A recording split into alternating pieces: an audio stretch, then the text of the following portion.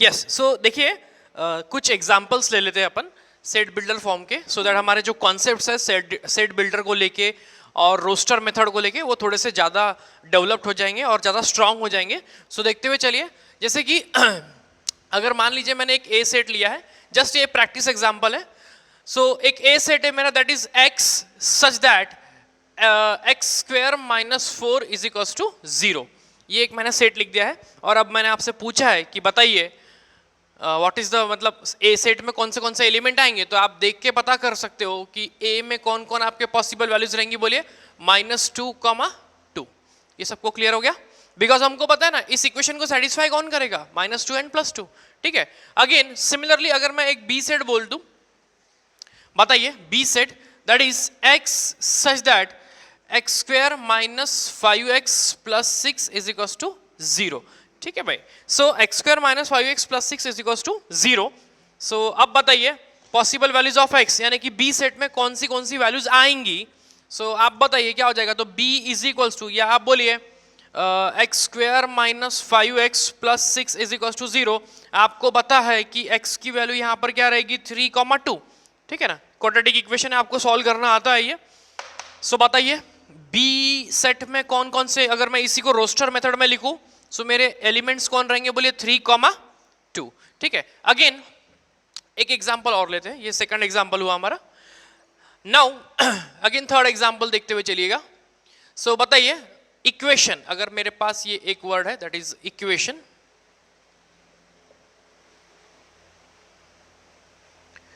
और अब मेरे को इस इक्वेशन को सेट के फॉर्म में लिखना है. तो कैसे लिखते हैं, देखिए अगर मेरे को इसको सेट बिल्डर फॉर्म में लिखना है तो मैं कैसे लिखूंगा, दैट x सच दैट, ये तो बहुत बेसिक चीज है जो लिखना है हमेशा, x इज अ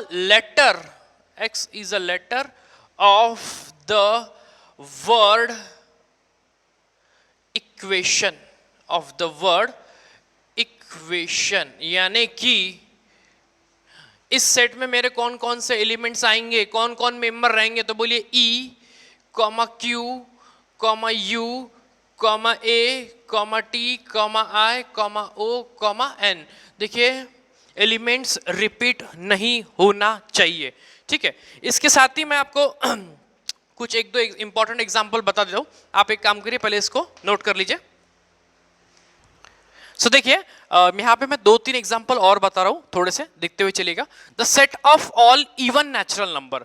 अब अगर मेरे को इसको सेट बिल्डर फॉर्म में लिखना है तो मैं कैसे लिखूंगा, और इसका एक रिप्रेजेंटेशन हो जाएगा. ये पहले वाले का आंसर देखते हुए चलेगा. आप देखिए क्या हो जाएगा, set of all even natural number. इसको मैं रिप्रेजेंट कैसे करूंगा सेट में. सबसे पहले तो एक्स सच दैट, बिल्कुल मैंने आपको प्रीवियस लेक्चर में ये चीज बता दी थी कि आपको एक्स सच दैट तो बिल्कुल लिखना ही लिखना है. और ये x कौन होता है, ये वो एलिमेंट है जो सेट के अंदर आने वाला है. ठीक है. Such that set of all even natural number that is x is equals to 2n.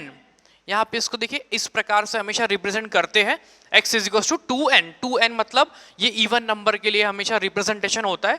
ये आप एपीजीपी के कॉन्सेप्ट से इसको आप निकाल सकते हो. हम ये बात एपीजीपी में पढ़ चुके हैं, सीक्वेंस एंड सीरीज चैप्टर में.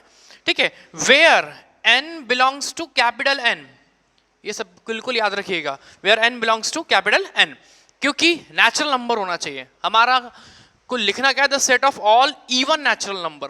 ठीक है भाई. सो नाउ अब आप देखिए, हमको पता है कि अब n की वैल्यू किससे बिलोंग कर रही है, नेचुरल नंबर से. मतलब नेचुरल नंबर कहां से चालू होता है, 1 2 3 4 5 6, है ना. सो देखिए मेरा पहला एलिमेंट कौन हो जाएगा, बोलते हुए चलिए. जैसे आप यहाँ पे n की वैल्यू 1 डालेंगे तो 2 × 1 2.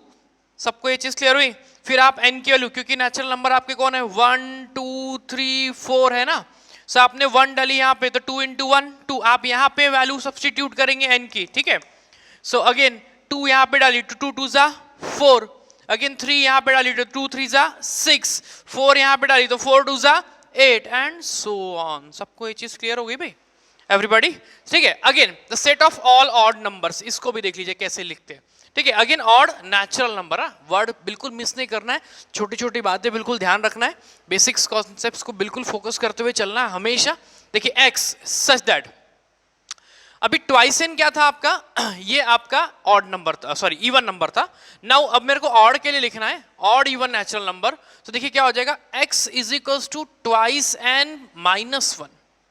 क्या करेंगे आप, x इज इक्वल्स टू कितना लिखेंगे आप, ट्वाइस एन माइनस वन, क्योंकि आपको odd even natural number, sorry odd natural number cover up करने हैं, है ना, और 1 से आपको पूरे कवर करने हैं। हमको पता है कि 1, 3, 5 ये सारे क्या होते हैं, हमारे ऑड होते हैं, ठीक है। So twice n minus one, where n belongs to capital N, where n belongs to capital N. Again हमको पता है कि नेचुरल नंबर कौन होते हैं, 1, 2, 3, 4, 5 एंड सो ऑन।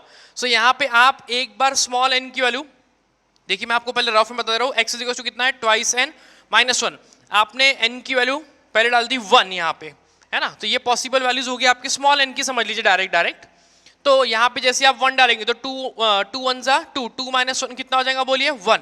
जैसे आपने n की वैल्यू क्या पुटअप की यहाँ पे 1, अगेन आपने x is equal to n की वैल्यू अब अगर 2 पुटअप की तो कितना हो जाएगा, बोलिए 2 2 जा 4, 4 माइनस 1 बोलिए कितना हो जाएगा, 3। सबको ये चीज क्लियर हो गई। अगेन आपने अब n की वैल्यू 3 डाल दी, सो कितना आ जाएगा, x is equal to 2 into 3 minus 1, मतलब कि 6 माइनस 1 कितना हो गया, 5, एंड वो सो ऑन कंटिन्यू रहेगा, ठीक है। सो आपके जो पॉसिबल वैल्यूज हो गए सेट के वो कौन कौन हो गए, बोलिए 1, 3, 5, 7 एंड सो ऑन, ठीक है। डॉट डॉट करेंगे क्योंकि सीरीज क्या है आपकी, वो कंटिन्यू है ना। सो इस चीज को आप नोट करिए। हम अभी आगे चलते हैं नेप टाइप्स के सिर्फ।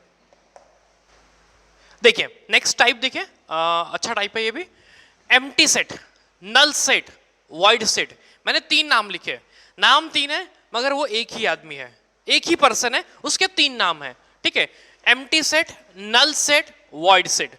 ये ऐसा सेट होता है जिसमें कोई भी एलिमेंट नहीं रहेगा, मतलब कि ये सेट टोटली क्या रहेगा, एम्प्टी रहेगा, इसलिए उसका नाम भी क्या है, एम्प्टी सेट। नल, नल मतलब कोई भी नहीं रहेगा, वो कंप्लीटली क्या रहेगा, फ्री रहेगा, मतलब एक भी जन नहीं रहेगा, वह खाली रहेगा पूरा सेट, ठीक है। इसकी डेफिनेशन देखिए, मैं एक लाइन में डेफिनेशन बता दे रहा हूं, अगर आपको मतलब समझ में आया तो डेफिनेशन तो आप खुद भी लिख सकते हो, वैसे उतना डेफिनेशन इतना कोई इंपॉर्टेंट होती नहीं है ना, लेकिन फिर भी देख लीजिए, द सेट विच कंटेन्स, बोलते हुए चलेगा, the set which contains no element, the set which contains no element is called, बोलते हुए चलिएगा, एम्प्टी सेट, ठीक है। सो ये हो गया मेरा एम्प्टी सेट। लेकिन इसमें जो मेन चीज है वो आप समझते हैं। अब इसको डिनोट कैसे करते हैं ना, इट इज डिनोटेड बाय, ध्यान से देखिएगा, इट इज डिनोटेड बाय। इसको डिनोट कैसे करते हैं हम, देखिए इसको हम सबसे पहले ऐसे भी डिनोट कर सकते हैं, मतलब कि बिल्कुल 2 कर्ली ब्रेसेस बना लिए मैंने और बीच में कुछ भी लिखना नहीं है, ठीक है। अगेन हम इसको फाइ से भी डिनोट करते हैं, ये बात क्लियर होगी आपको। सो हम करली ब्रेसेस से भी डिनोट करते हैं, हम इसको फाइ से भी डिनोट करते हैं, लेकिन ये बात याद रखिएगा कि करली ब्रेसेस के अंदर फाइ कभी भी लिखना मत, ये प्रोसीजर आपकी रॉन्ग है, ठीक है। सो एम्प्टी सेट को आप तो सिर्फ एक तो करली ब्रेसेस से डिनोट कर दो, या तो आप फाइ से डिनोट कर दो, आप ऐसे रिप्रेजेंट नहीं कर सकते। अगर आपने ऐसे रिप्रेजेंट किया तो देखिए होता क्या है कि ये करली ब्रेसेस के अंदर कौन है, फाइ है ना, मतलब एक एलिमेंट दिख रहा है मेरे को, कौन, phi. So this is not null set, समझ में आ रही है बात। सो ये नल सेट का रिप्रेजेंटेशन नहीं हुआ, डिनोशन नहीं हुआ, this is the correct approach और ये एक करेक्ट वे है। ये बात क्लियर हुई। अब आप इस चीज को भी नोट करना कि इट, है ना, it can not be represented like this, है ना, it cannot represent like this, ठीक है। हम इस प्रकार से उसको रिप्रेजेंट नहीं कर सकते, ओके। नाउ अब मैं एक एग्जांपल लेता हूं, फॉर एग्जांपल के लिए आप देखते हुए चलिए, मैं इसको रफ कर रहा हूं, आप इसको जल्दी से वीडियो को पॉज करना और लिख लेना। अब देखिए फॉर एग्जांपल, देखिए जैसे कि the set of a number which is multiple, which is multiple of 13, the set of a natural number करना है इसको, the set of a natural number, the set of a natural number which is a multiple of 13 and less than 9। ठीक है भाई, less than 9। अब आप देखिए, मेरे को ऐसा सेट लिखना है जो कि एक नेचुरल नंबर होना चाहिए और वो नंबर 13 का क्या होना चाहिए, मल्टीपल होना चाहिए।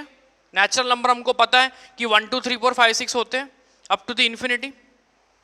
सो मेरे को ऐसा नेचुरल नंबर लिखना है जो 13 का मल्टीपल होना चाहिए और वो नंबर 9 से छोटा भी होना चाहिए। अब आपको ये बात पता है कि अगर कोई नंबर 13 के टेबल में आता है, यानी कि उसका बिल्कुल पहला ही मल्टीपल क्या रहेगा 13 का, खुद 13 रहेगा। ठीक है, 13 पहला नंबर रहेगा, है ना। दूसरा क्या रहेगा 26, देन क्या रहेगा आपका 39 एंड सो ऑन जाएगा। ठीक है, सो यहां से आपकी 13 के मल्टीपल की सीरीज चालू हो रही है। उसने क्या कहा है कि आपको नंबर ऐसा लिखना है कि जो 13 का मल्टीपल हो और 9 से छोटा हो, तो ऐसा नंबर कोई एग्जिस्ट ही करता नहीं है। समझ में आया ना, 9 से छोटा यानी कि 1 2 3 4 5 6 7 8, है ना, 1 2 3 4 5 6 7 8। अब आप बताइए क्या इन दोनों नंबर में कोई ऐसा नंबर है जो कॉमन है? कोई भी कॉमन नहीं है ना। जो कॉमन होता वो आ जाता हमारे सेट में, लेकिन इन दोनों में कोई भी कॉमन नहीं है, तो इसीलिए ये सेट क्या रहेगा आपका, नल सेट रहेगा, वॉइड सेट रहेगा, एम्प्टी सेट रहेगा। ठीक है, एग्जांपल से क्लियर हुआ ये चीज, आप इसको नोट करिए।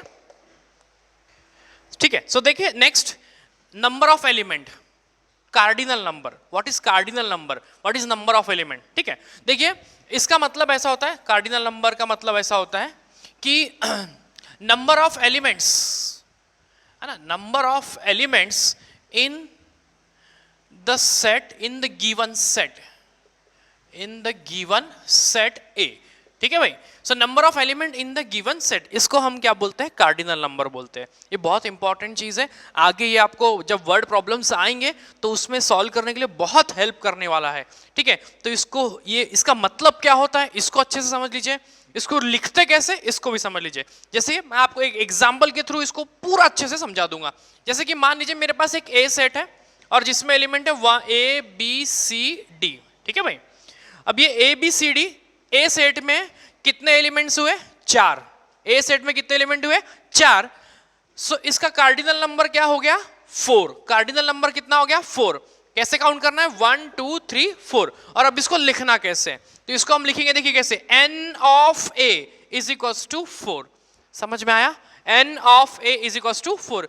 इसी को हम क्या बोलते हैं, उसका ये जो 4 है, इसी को हम क्या बोलते हैं, cardinal number, cardinal number of set ए। सबको ये चीज क्लियर होगी, this is called the cardinal number.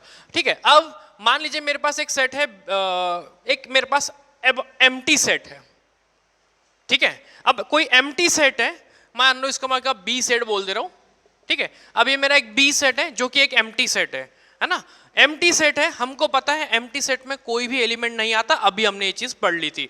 तो फिर इसका कार्डिनल नंबर क्या हुआ बोलिए, करेक्ट, कितना हो गया, 0। सबको ये चीज क्लियर हो गई। सो कार्डिनल नंबर, बिल्कुल याद रखिएगा, cardinal number of any null set, void set, कुछ भी लिख लो कोई दिक्कत नहीं, एनी नल सेट इज 0। सबको ये चीज क्लियर हो गई है भाई, है ना। एक एग्जांपल और ले लेता हूं, चलिए बताइए यहां पे। मान लीजिए मेरे पास एक सी एलिमेंट है, -3 -2 -1 0 1 2। बोलिए कितना हुआ इसका कार्डिनल नंबर, बोलिए n ऑफ c का वैल्यू कितना हो गया, बोलिए 1 2 3 4 5 6। सबको ये चीज क्लियर हो गई है, समझ में आया है, रिप्रेजेंट कैसे करना है ये सबको क्लियर हो गया, लिखना कैसे है, and what is cardinal number. ठीक है, नोट करिए इसको।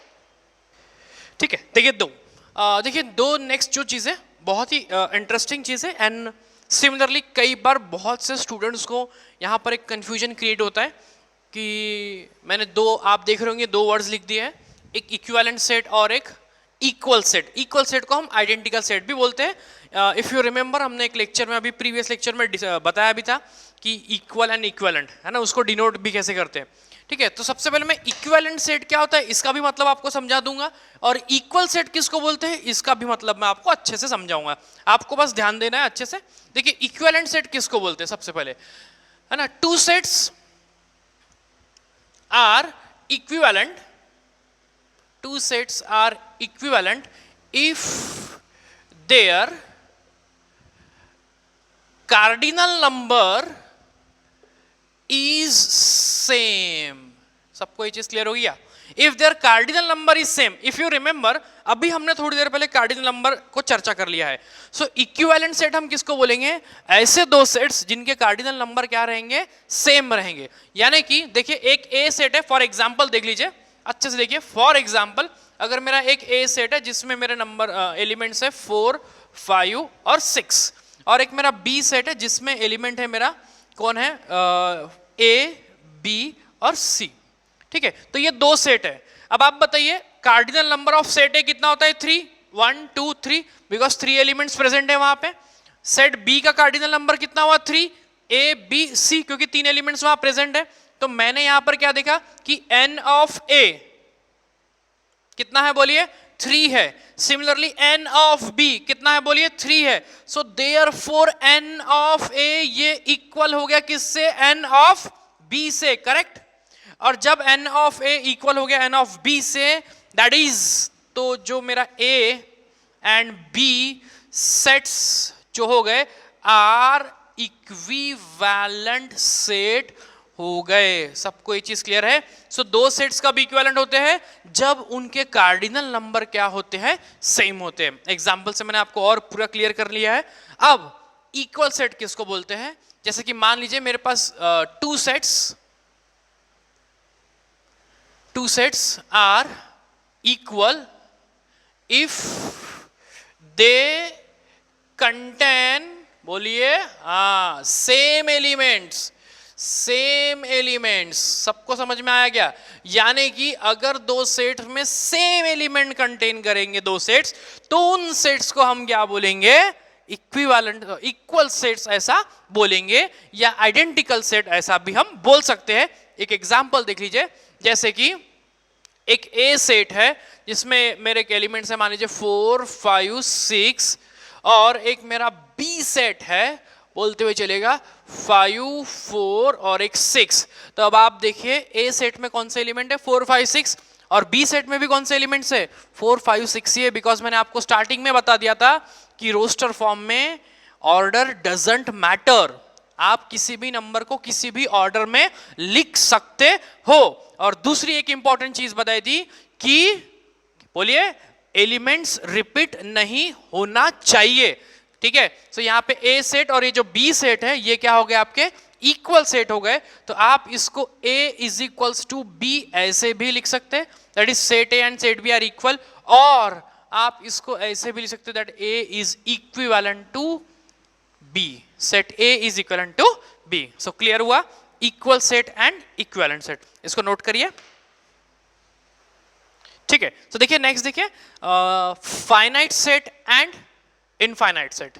मैं जानबूझ के ये जो चीजें हैं, ये मेरी यही टेक्निक होती है हमेशा कि जो चीजें बहुत बार स्टूडेंट्स को कंफ्यूज करती है, इसलिए मैं उनको साथ में ले लेता हूँ। साथ में लेने से क्या होता है कि जब हमको वो दोनों चीजें साथ में दिखती है तो उनमें जो कंफ्यूजन जो फ्यूचर में क्रिएट हो सकता है वो क्रिएट ना हो आपके इसमें। ठीक है, तो देखिए finite set, what is finite set? देखिए फाइनाइट सेट हम वो बोलते हैं the number of sets, number of elements in the set is finite। मैं ज्यादा एकदम टेक्निकल डेफिनेशन नहीं बताऊंगा आपको, सिंपल रखूंगा हर एक चीज। ठीक है, क्योंकि हमको डेफिनेशन वगैरह नहीं लिखनी एग्जाम में, हमको मतलब समझना है और उसके हिसाब से हमको उसका प्रॉब्लम सॉल्व करना है। ठीक है, तो फाइनाइट सेट किसको बोलते हैं, जिस सेट के एलिमेंट क्या होते हैं फाइनाइट। फाइनाइट का मतलब काउंटेबल, मतलब कि वो क्या चीज है, काउंट कर सकते हैं हम जिनको, उसको हम क्या बोलते हैं, फाइनाइट सेट बोलेंगे। और इसका मतलब देखिए नंबर ऑफ एलिमेंट्स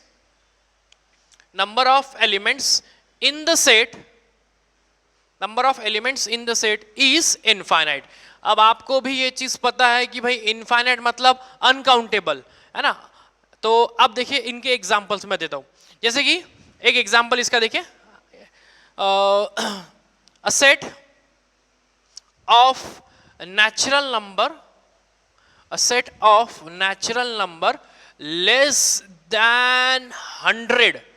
ठीक है, अब आपको पता है कि इस सेट में कितने एलिमेंट्स आएंगे, 1 2 3 4 5 6 अप टू दी 100, और उसका कार्डिनल नंबर क्या हो जाएगा 100.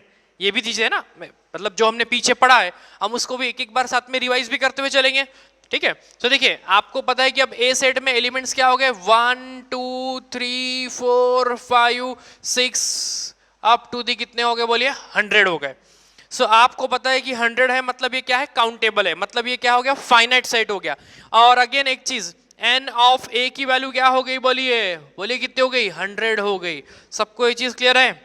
ठीक है, सो अब कार्डिनल नंबर एग्जिस्ट करता है किसका, फाइनाइट सेट का ही एग्जिस्ट करता है. ये भी एक कीवर्ड याद रखिएगा कि कार्डिनल नंबर हम सिर्फ फाइनाइट सेट का ही लिख सकते हैं, इनफाइनाइट सेट का कार्डिनल नंबर हम नहीं लिख सकते. इंफिनिटी लिखना मत, वो रॉन्ग हो जाएगा, अभी बता दे रहा हूं. ठीक है, आप बताइए number of elements in the set is infinite. इसका एग्जांपल देखिए, simple example, a set of all natural number, simple, a set of all natural number. अब आपको पता है कि नेचुरल नंबर इज अनकाउंटेबल, बहुत इनफाइनाइट नेचुरल नंबर है, तो हम इस सेट के एलिमेंट्स को नहीं लिख सकते. अगर आप इसको लिखना भी चाहेंगे तो आप सिंपली क्या लिखेंगे, 1 2 3 डॉट डॉट डॉट करके छोड़ देंगे. डॉट डॉट डॉट मतलब क्यों चल रहा है, कंटिन्यू है, इनफाइनाइट है. ठीक है, अगेन देखिए, a set of all prime number, सबको ये समझ में आ गया, the set of all prime numbers. इसका मतलब देखिए, अब आपको पता है कि प्राइम नंबर कौन थे, 2 3 5 7 एंड डॉट डॉट डॉट. सो ये जो दोनों सेट्स हो गए वो क्या हो गए आपके, इनफाइनाइट हो गए, क्योंकि infinite number of prime number रहेंगे एंड इनफाइनाइट नंबर ऑफ क्या रहते हैं, नेचुरल नंबर होते हैं. सो आपको डिफरेंस क्लियर हो गया सभी को, what is finite set and what is infinite set. इसको आप लिख लीजिए. देखिए सिंगलटन सेट, बहुत ही सिंपल, आपको नाम से समझ में आ रहा है, सिंगल है ना, सिंगल, सिंगल मतलब वन. ठीक है ना. So the set having exactly one element, that is the keyword. ठीक है, the set having exactly one element is called singleton set. ठीक है, सो ऐसा सेट जिसमें सिर्फ एग्जैक्टली क्या रहेगा, वन एलिमेंट रहेगा, उस सेट को हम क्या बोलेंगे, सिंगलटन सेट ऐसा बोलेंगे. सबको ये चीज क्लियर हो गई है. नाउ एग्जांपल में देख लीजिए, जैसे कि ये ए सेट है, अब आपको पता है इस सेट में सिर्फ एक ही एलिमेंट है, कौन, ए. ठीक है, अगेन दिस इज 5. ठीक है, अगेन इसमें भी एक ही एलिमेंट है, कौन, 5. अगेन ये 0, देखिए मैं फिर बोलूंगा, यहां पर ये जो 0 है ये एलिमेंट है, समझ में आया ना. इसको नल सेट मत समझना, इसको एम्प्टी सेट मत समझना. ये किस कैटेगरी में आ गया, ये सेट किस कैटेगरी में आ जाएगा, ये सिंगलटन सेट के कैटेगरी में आएगा. सबको ये चीज क्लियर हो गई है ना. एक एग्जांपल और ले लीजिए कि जैसे कि x such that x square less than equals to 0 है ना, where x is a real number. ठीक है भाई, where x is a real number बोल रहा हूं मैं. अब बताइए हमको एक ऐसे x की वैल्यू बतानी है, क्योंकि ये एलिमेंट है, सभी को ये बात पता है, ऐसा एलिमेंट है ना, ऐसा x की वैल्यू जो इस रिलेशन को सेटिस्फाई करता हो, और x की एक कंडीशन और डाल दी है उसने कि x क्या होना चाहिए, आपका रियल नंबर होना चाहिए. इस कंडीशन को एक ही वैल्यू सेटिस्फाई करेगी, कौन, खुद 0, क्योंकि x square less than equal to 0 का मतलब 0, ये 0 से इक्वल है. क्लियर है ना. तो ऐसी वैल्यू जो 0 से क्या होनी चाहिए, इक्वल होनी चाहिए. सो यहां पर हमारा सिर्फ आंसर क्या रहेगा, 0 रहेगा. सबको एक चीज क्लियर हो गई है. ठीक है, सो what is singleton set, clear हो गया, नोट कर लीजिए बेटा. यस, देखिए subset, very very important concept. बहुत बार कई स्टूडेंट्स को ना ये सबसेट में बहुत प्रॉब्लम होती है और उनको याद नहीं होता है या क्लिक नहीं करता है कि सबसेट के कौन सा सेट किसका सबसेट है. ठीक है, आज मैं आपको इतना अच्छे से क्लियर करूंगा कि आपको लाइफ टाइम के लिए बिल्कुल मेमोरी में फिट हो जाएगा दैट सबसेट कौन होता है और किसको सबसेट बोलते हैं हम.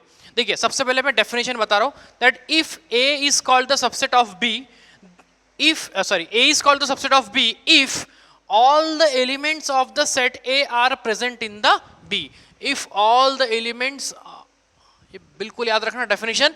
पहला वाला पॉइंट है कि all the elements of the set A present in the set B. इसका मतलब क्या होता है कि मैं आपको एग्जांपल से अच्छे से क्लियर करते हुए चलूंगा। देखिए आप एग्जांपल भी नोट करते हुए चलना हमेशा। तो देखिए अगर मान लीजिए एक ए सेट है जिसमें एलिमेंट्स है 1 2 3, ठीक है, और एक बी सेट है जिसके एलिमेंट्स है कुछ मेरे 1 2 3 4 5 6, चलिए 4 5 चलो, ठीक है। सो ये ए सेट है जिसमें एलिमेंट्स कितने हैं 1 2 3, एंड बी सेट है जिसमें एलिमेंट्स कितने हैं 1 2 3 4 5। अब अगर आप इन दो सेट को अच्छे से देखिए, बिल्कुल ए के जो एलिमेंट्स हैं क्या वो बी में पूरी तरह से प्रेजेंट है। आई बात समझ में? तो यहां पर क्या हुआ, ए ये सबसेट हो गया, किसका सबसेट हो गया बोलिए, बी का। सबको ये चीज क्लियर हुई? A is a subset of B. सबको ये बात क्लियर हो गई है?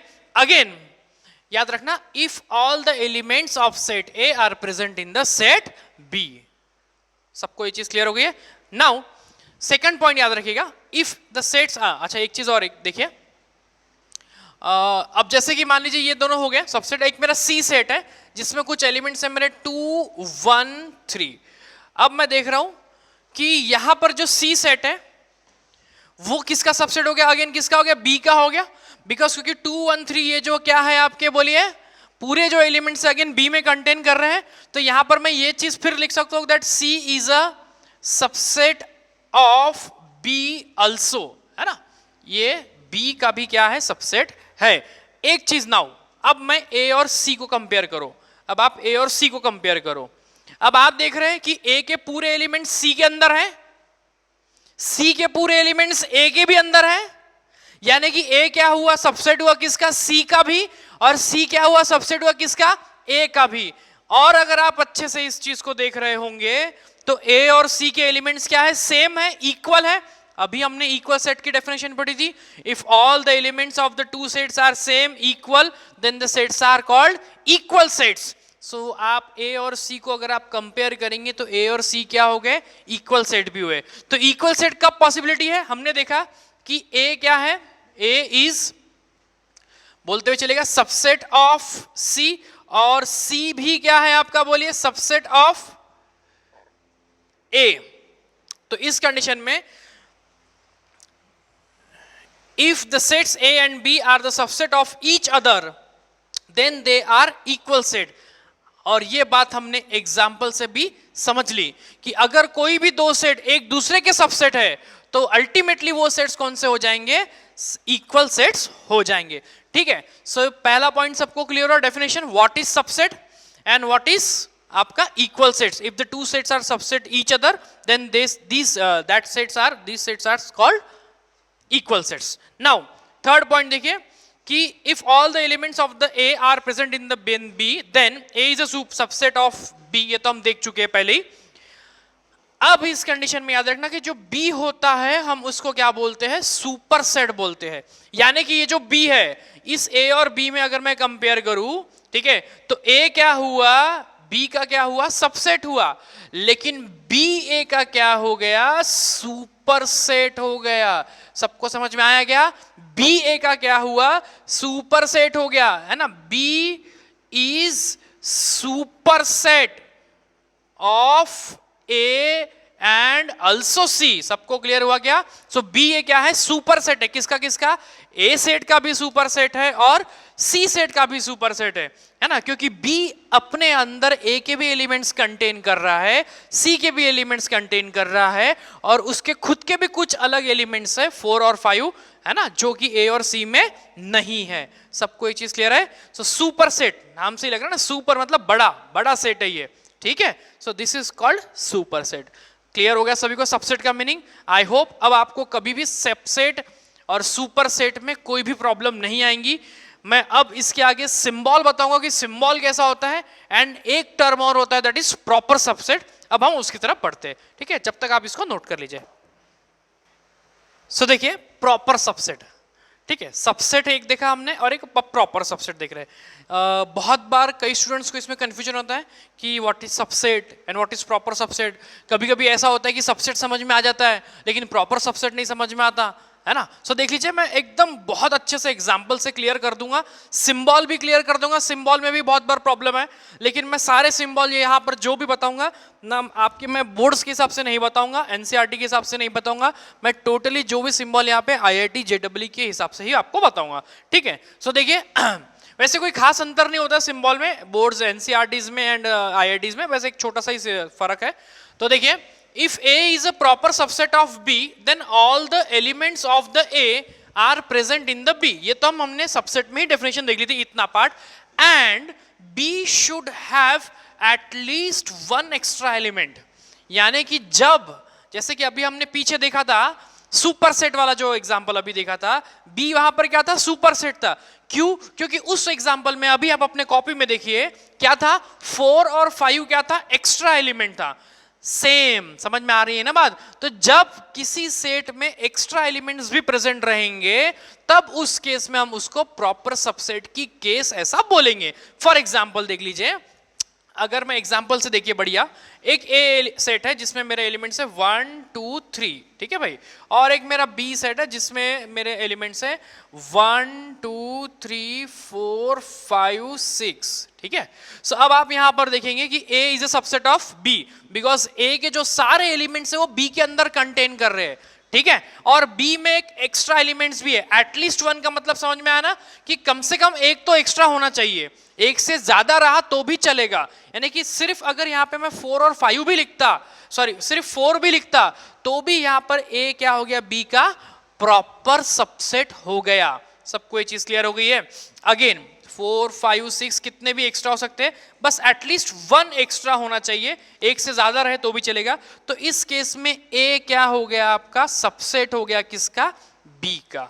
सबको ये चीज क्लियर है। तो यहां पर हम, मैं देखिए 2 बात बता रहा हूं कि A is a subset of B, ठीक है, पहली चीज। दूसरी, A is a proper subset of B, ठीक है भाई। अब ये याद रखना कि जब कभी कोई प्रॉपर सबसेट है तो वो सबसेट तो रहेगा ही, क्योंकि जब वो प्रॉपर सबसेट की कंडीशन को सेटिस्फाई करेगा, यानी कि वो सबसेट की भी कंडीशन को सेटिस्फाई अपने आप करेगा। सबको ये चीज क्लियर हो गई है ना। ऐसा नहीं हो सकता, और ये हो नहीं सकता कि अगर कोई दो सेट, मतलब कि कोई एक सेट दूसरे सेट का सबसेट है तो वो प्रॉपर सबसेट होगा ही, ये बात जरूरी नहीं है। अभी एग्जांपल से देखिए, जैसे कि मान लीजिए एक ए के एलिमेंट्स है जिसमें कि मेरे 1 एलिमेंट्स है 1 2, और एक बी में एलिमेंट्स है, यहां पर मेरे एलिमेंट्स है 2 1। अब आप यहां पर ए और बी को अगर कंपेयर करेंगे, क्या ए के एलिमेंट्स बी में कंटेन कर रहे हैं, कर रहे हैं। बी में कोई एक्स्ट्रा एलिमेंट है, नहीं।